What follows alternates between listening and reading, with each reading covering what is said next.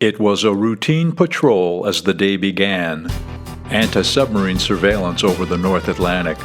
A crew of 7 aboard a Lockheed Neptune twin-engine craft. A beautiful plane, all navy blue, with a plexiglass nose cone and a 6-foot stinger on the rear fuselage extended, housing detection sensors for the submarines. It was a real joy to fly and be part of its crew. Our base was Argentia, Newfoundland, a strategic location for intercepting foreign shipping and submarines. The month was August, yet the location was still the North Atlantic.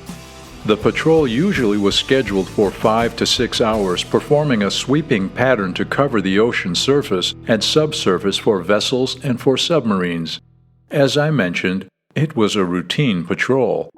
Until, abruptly and unexpectedly, our starboard engine died, just quit, right there in midair and over many miles of open North Atlantic.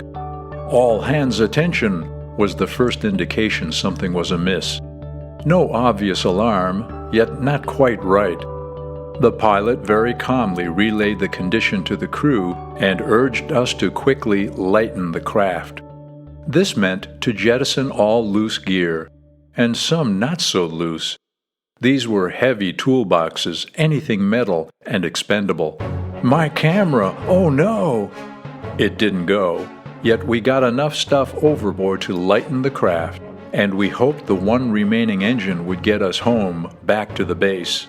It was questionable for an anxious while, as we shifted gear to accommodate the balance and stress on the single engine. The skipper finally informed us we were gaining some altitude and returning to base.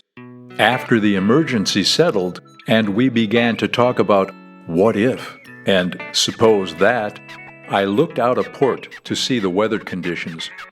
Wow, the sky was a spectacle. We had just flown out of a most ominous dark cloud and were coming out into a monumental scene of white fluffy clouds, backlighted by a sun flare of spectacular brightness. I didn't fumble. I wound, aimed, and punched the shutter with a great deal of anxiety and anticipation. Oh, I hope I got it. No second chance. One time only. It did turn out, and on seeing it in print and living with the image and its message, I do truly feel that the crew was blessed and watched over that day. This was a day that turned out to be not so routine.